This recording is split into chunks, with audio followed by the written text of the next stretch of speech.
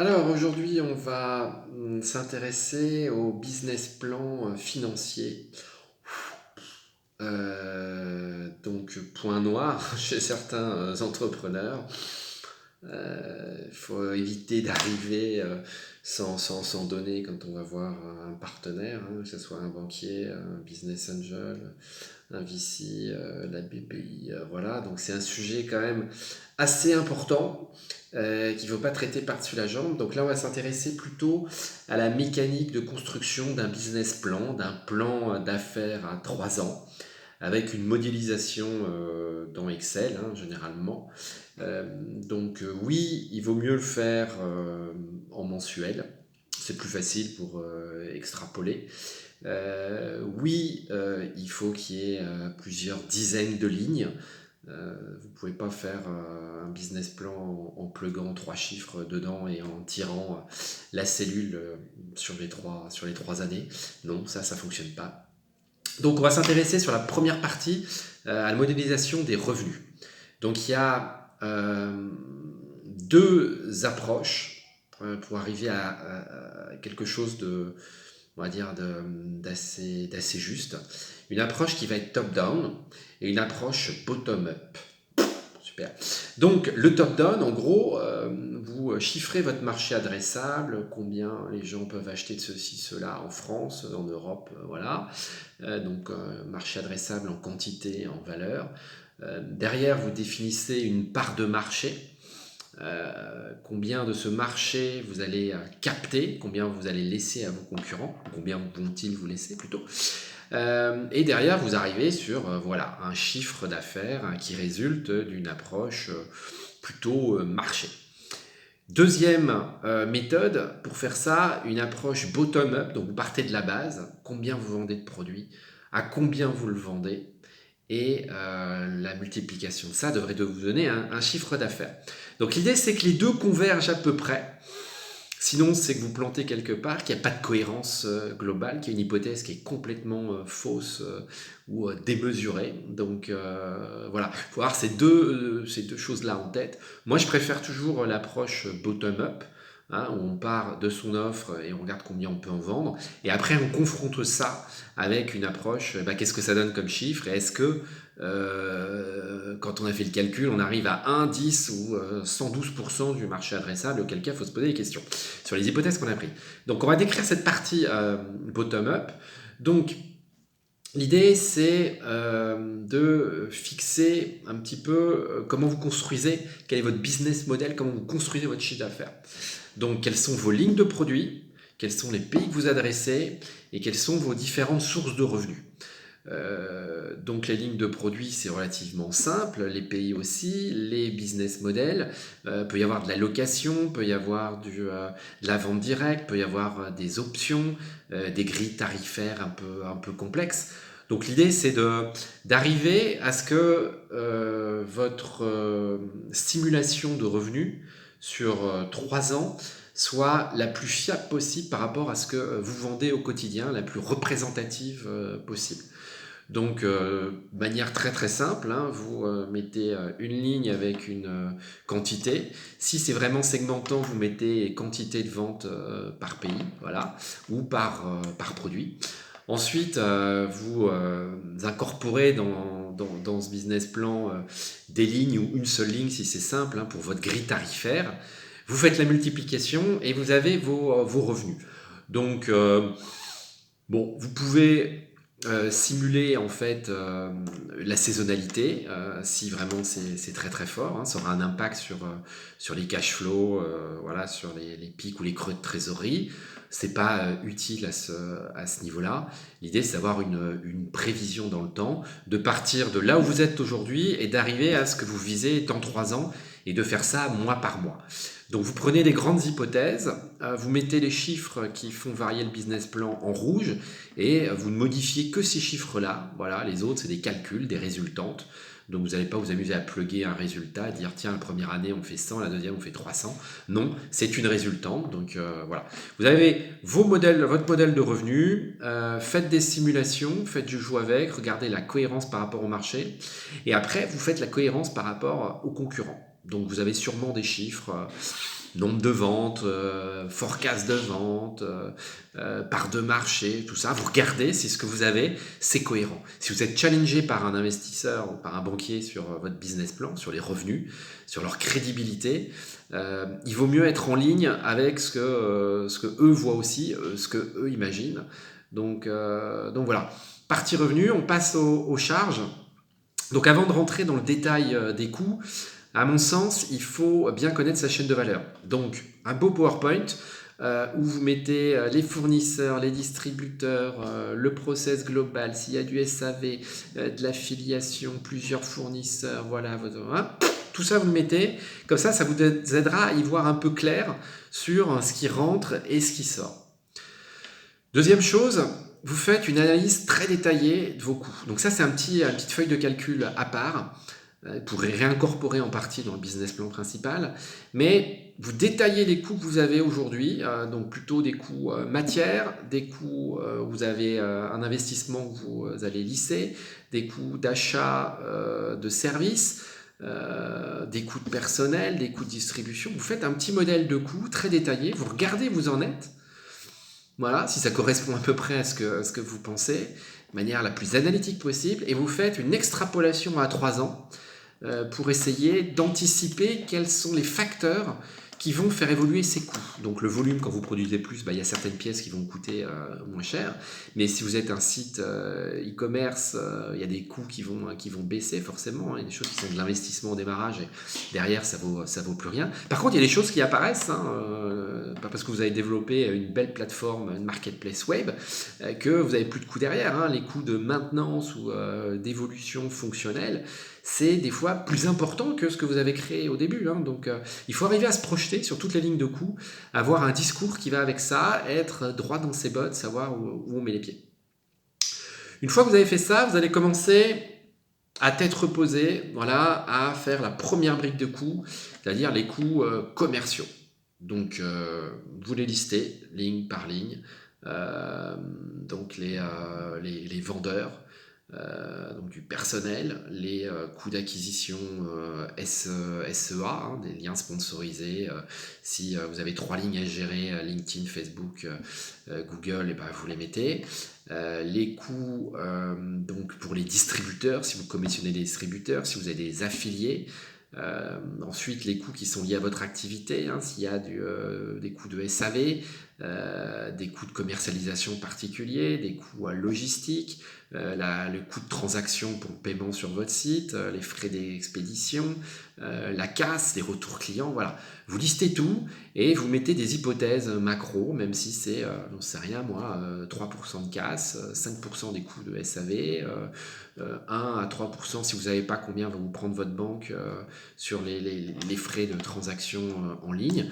Vous mettez tout ça avec des belles hypothèses, des chiffres en rouge toujours, que vous allez pouvoir modifier par la suite, mais vous rentrez tout ça dans le modèle. Voilà, et vous extrapolez sur 3 ans. Donc là, on a les coûts commerciaux.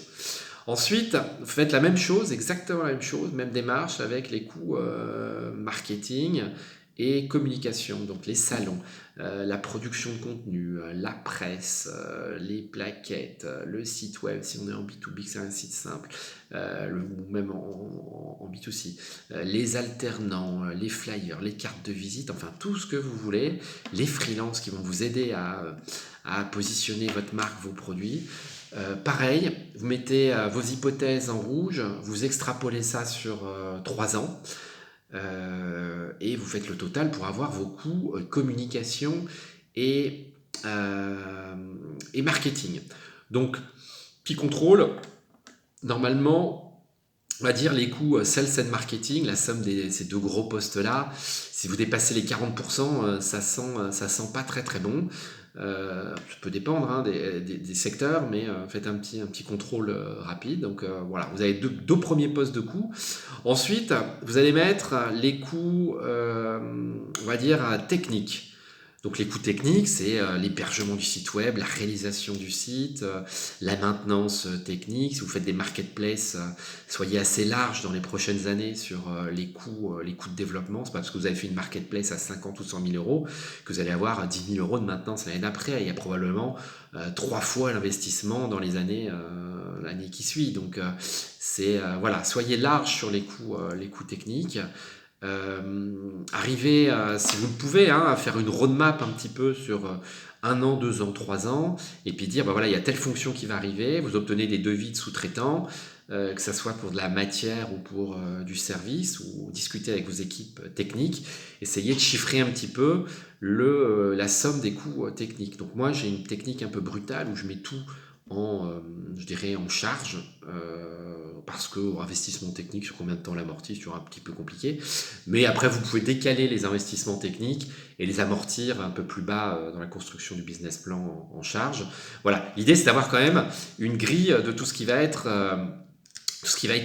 technique, et toujours ces mêmes petites hypothèses en rouge que vous allez faire varier quand vous ferez vos simulations. Voilà, si vous êtes arrivé là, vous avez normalement une bonne quinzaine, une vingtaine, voire une cinquantaine, hein, si vous aimez ça, de lignes pour simuler vos coûts. Ensuite, il y a tous les coûts, on va dire, autres, hein, que vous n'avez pas pris en compte. Donc le loyer, tout le personnel que vous n'avez pas mis ni en technique, ni en sales, ni en marketing. Vous pouvez chiffrer les temps non imputés, hein. C'est pas parce que vous vous dites il y a tant de temps que les gens vont travailler tout ce temps-là. Il y a au moins 10-20%, voilà, de congés payés, ce genre de choses. Vous serez moins productif. Donc les coûts RH, les coûts d'avocat, hein, l'avocat pour les ventes, avocat pour le personnel, pour faire des contrats de travail, pour des litiges, pour même signer des contrats fournisseurs, vos CGV. Donc on a tendance à pas les mettre. Les coûts comptables, avec idéalement une indexation des coûts sur le nombre d'employés, comme le loyer, hein, d'ailleurs. Voilà. Les charges générales d'électricité et compagnie, de l'internet, voilà, les banques. Donc globalement, on est généralement à 10-20% des coûts globaux. Voilà, à vérifier encore une fois. Vous pouvez faire le petit exercice si ça vous amuse de splitter ce qui est coût fixe, hein, sur tous ces coûts-là et coûts variables. Ça vous donnera un petit peu une idée de là où vous en êtes quand les ventes sont un peu tendues. Calculez un peu votre point mort. Donc globalement là, vous avez un modèle, une bête de guerre où vous pouvez à la fois suivre votre propre reporting mensuellement, hein. L'idée c'est ça, c'est que tous les mois vous faites une mise à jour des revenus et des coûts, et pouvoir avoir aussi une vision où vous vous projetez pour un banquier, un investisseur, voilà, un partenaire, les équipes, les autres associés, savoir si vous avez droit dans le mur ou si vous améliorez, hein, chaque mois. Ça sert à ça aussi. Faire un reporting commercial, c'est bien avec les ventes. Faire un reporting de marge d'entreprise tous les mois, c'est beaucoup mieux. Voilà, ça vous permettra de peut-être débloquer plus de crédits, d'investissement, parce que vous savez où vous allez.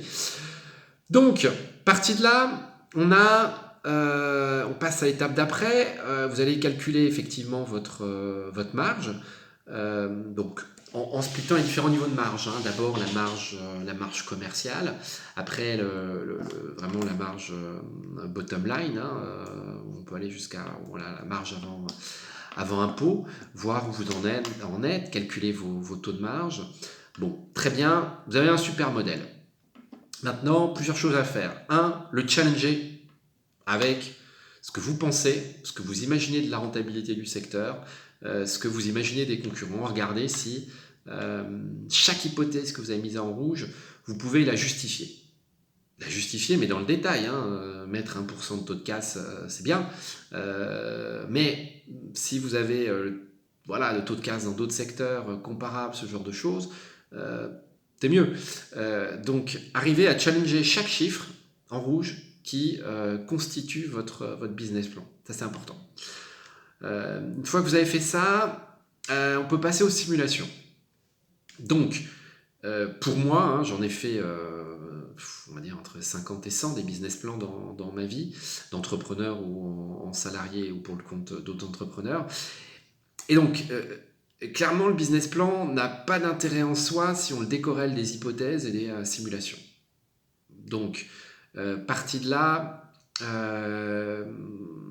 voilà, il faut arriver à établir un scénario dans lequel vous croyez le plus, que ce soit au niveau des revenus ou des coûts.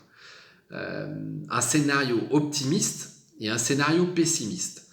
Donc le pessimiste, c'est pour vous, les banquiers, l'investisseur qui va vouloir voir où est votre point mort, où est-ce que vous allez, vous risquez de ne pas passer. Voilà, votre banquier pour savoir où est-ce que vous allez avoir des besoins de financement, il faut mettre en place des solutions particulières voilà, d'affacturage ou d'autres choses.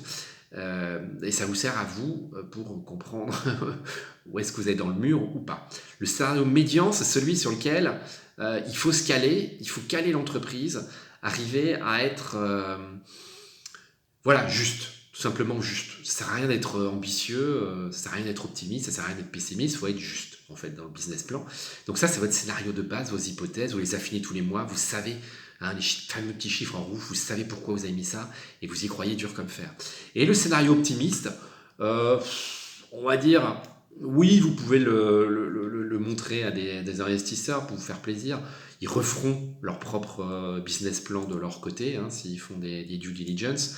Donc, il ne sert pas à grand chose, si ce n'est à vous donner un peu la niaque au quotidien, à vous montrer au monde entier que vous avez de l'ambition, et c'est pas impossible d'y arriver.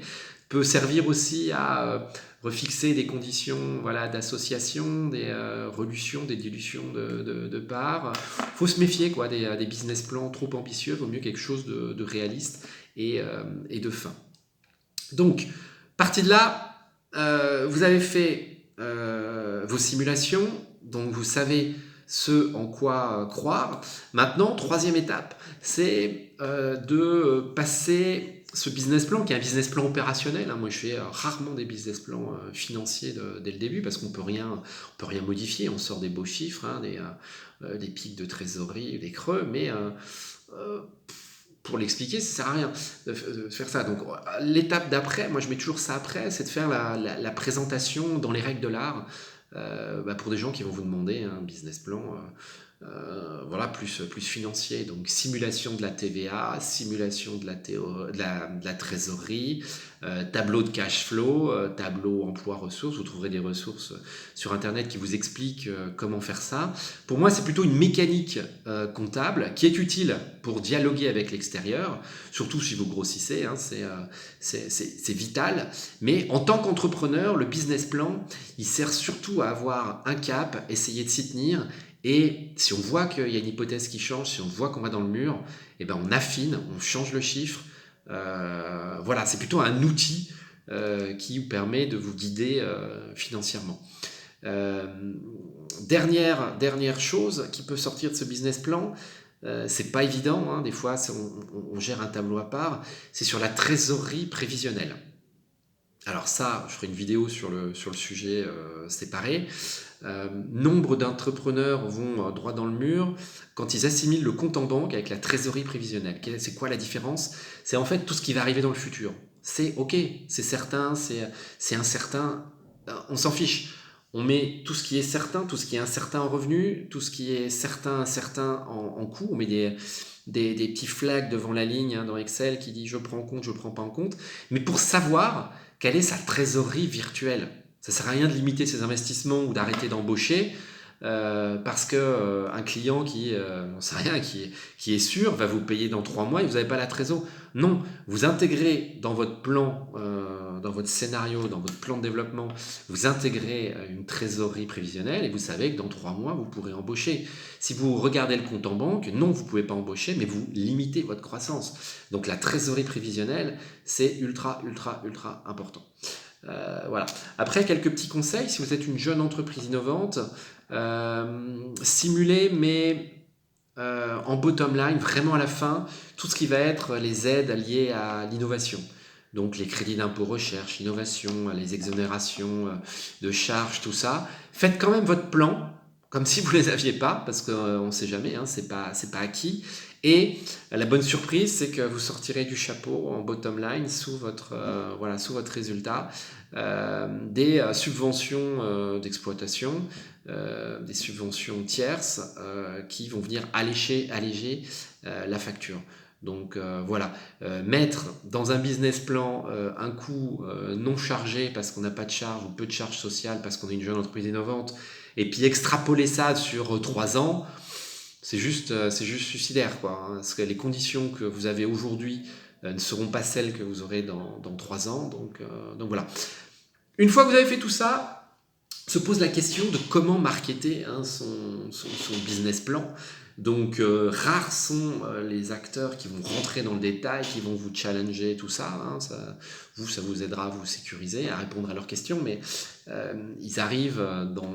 Voilà, les gens qui vont vraiment regarder tout, la mécanique, ils sont peu nombreux, hein, ça va être le banquier avant de vous offrir ou la région avant de vous octroyer un prêt, les business angels, voilà, ou les VC.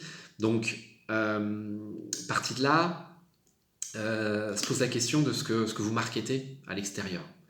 Donc, les synthèses voilà, sont plus intéressantes que le détail. Le détail, c'est pour vous, sauf quand on vous le demande, on vous le demandera.